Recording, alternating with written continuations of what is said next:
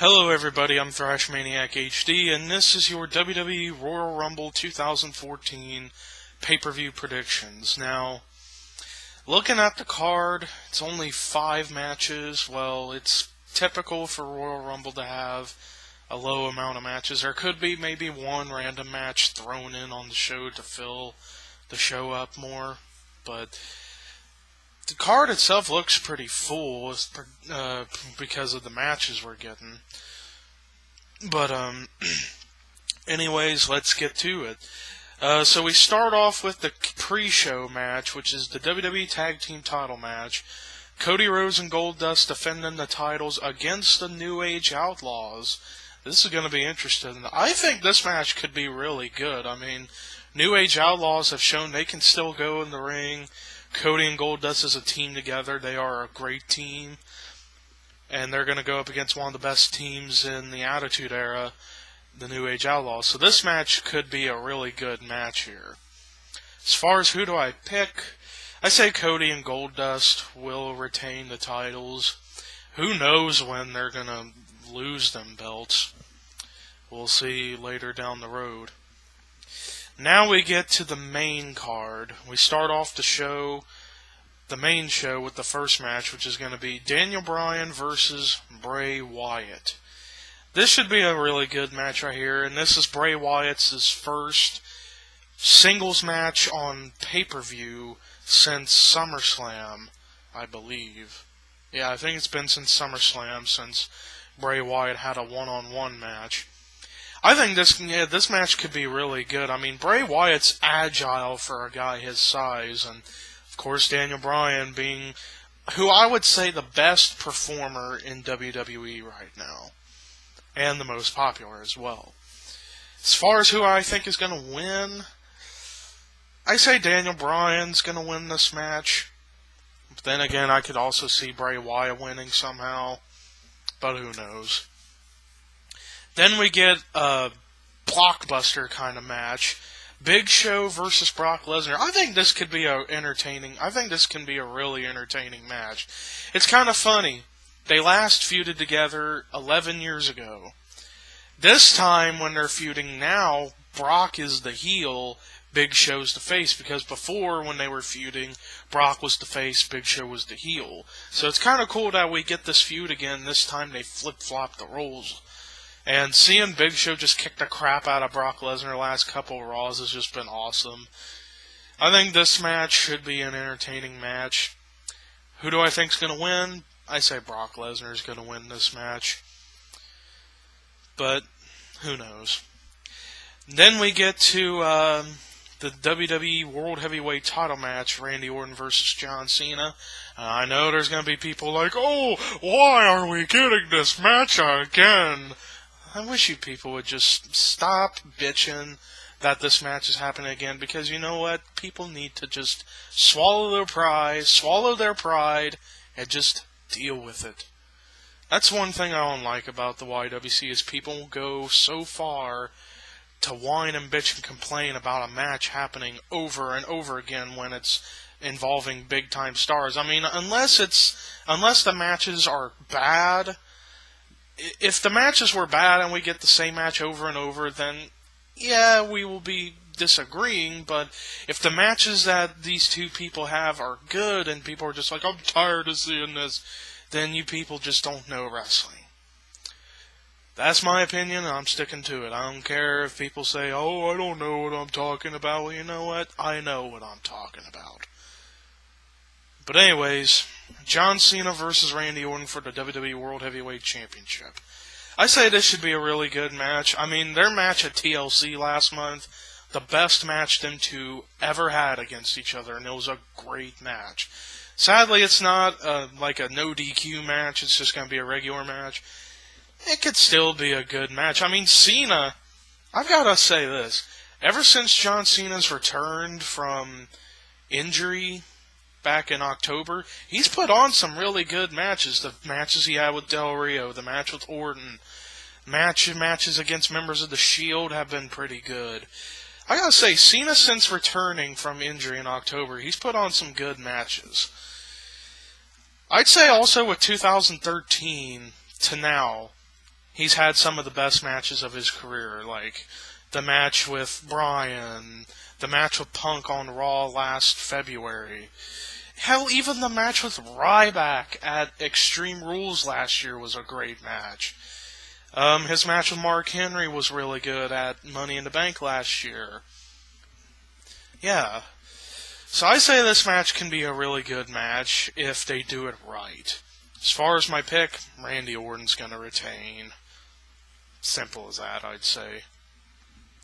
Now we get to the big match. The match everybody looks forward to every year when it comes to Royal Rumble, especially this year since we got the belts unified, so that means the Royal Rumble is going to have more prestige once again. Because before this, when they had the 2 world titles...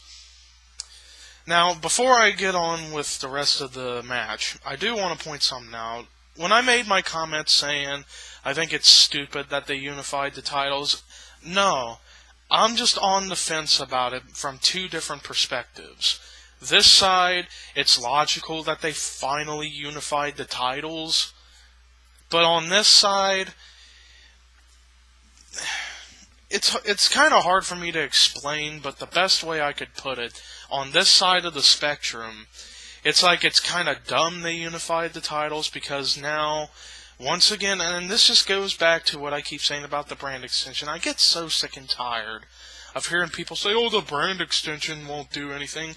Yes, it would, because everybody, most of the guys who we don't see on TV a lot, would be on TV. Like, there needs to be 2 separate shows, so that way we can see everybody get a chance. And it also goes into, why do you think a lot of guys get lost in the shuffle on the roster? Because there's too many guys going on one show or the other. Like how it is now with it just being an A show and a B show. We don't see everybody when we should. That's why I keep saying the brand extension should be back, so that way we can see everybody on TV, so we can see guys get exposed to a mainstream audience, see people earn an opportunity at a title belt. So that's why I'm 50-50 about the titles being unified. On this side, it's good that they finally did it because it was the logical move to do, but on this side, with how the rosters are now, or with the roster, when a lot of guys get lost in the shuffle, they needed 2 world titles. But it is what it is. I know people are going to be criticizing me about the brand extension. Well, you know what? I don't care. It's my opinion. And that's all that matters for me. But anyways, back to the Royal Rumble. This Royal Rumble is going to be really... With it now having more prestige now with the titles being unified, the Rumble match actually means a lot again. Because, like I said beforehand, when you had 2 world titles, it lost a little bit of prestige. Because not every time a person won a Rumble match, unless it was John Cena or The Undertaker, and Randy Orton, they didn't main event WrestleMania. In fact, Del Rio, when he won in 2011, he was in the world title match in the opening match of WrestleMania 27. So, yeah. But let's take a look at the 20 superstars they have officially announced. And this is going to bring up a discussion I've got about this match.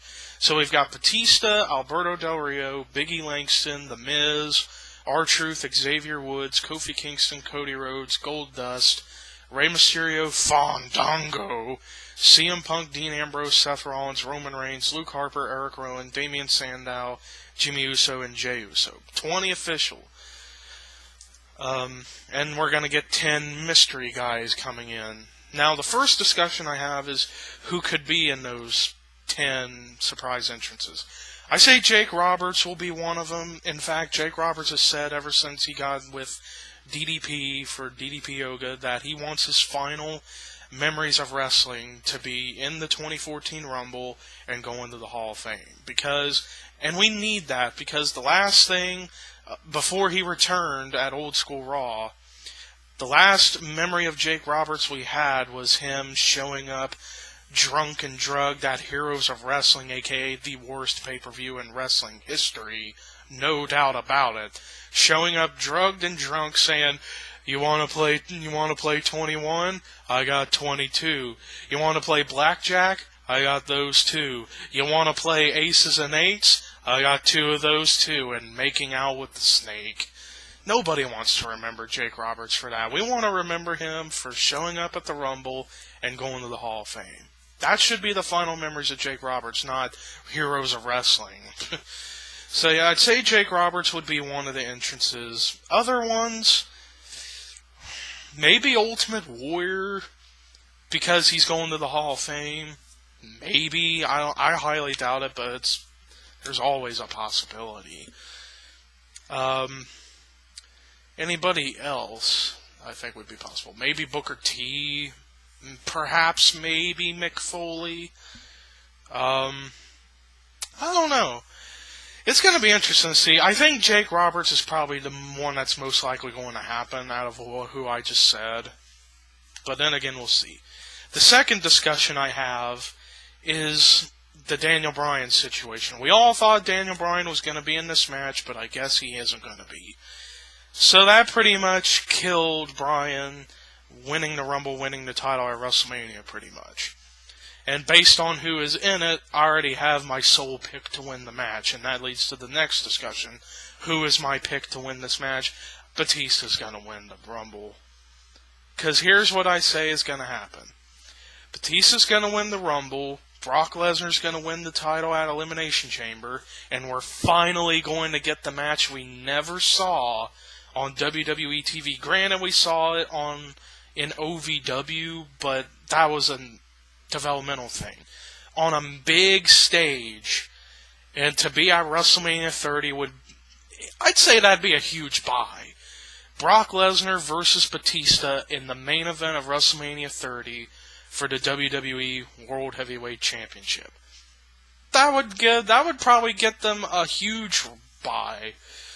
A huge buy. Well, I mean, yeah, we got the WWE Network and stuff, but there's still going to be people that are going to pay for pay-per-views because they probably can't afford the WWE Network. I don't know. It's still going to have some good numbers. At least 500,000, I would say. 500,000 buys. If they can get more than that, I'd be really impressed, considering with the WWE Network and everything. But with CM Punk being number 1, I totally see him going to near the end. So he's going to try to be the Iron Man of the Rumble match. Now, who do I think is going to be the guy who gets the most eliminations? Maybe Batista, but I've read stuff that they want to do it with Roman Reigns to be dominant in the match and possibly go to the Final Four, which would be really good because Roman Reigns has shown that he can go and he can hang with the main event players. I mean, he beat CM Punk, for God's sakes, in a hell of a match on Old School Raw. So, yeah. But if I had to go with my top 5 picks to win the Rumble out of the 20 guys he have listed, number 1, Batista, number 2, CM Punk, number 3, Roman Reigns, number 4, maybe Dean Ambrose, and number 5, Cody Rhodes. The 3 big ones, Batista, Punk, and Roman. I just had 2 other ones to fill up the top 5, but yeah. So yeah, but my number 1 pick, and then the person I think is going to win, is Batista. So there you have it. That is your 2014 WWE Royal Rumble pay-per-view predictions. What do you got? What are your guys' predictions? Leave a comment below of who you picking to win the matches, and get a discussion going. But anyways, peace.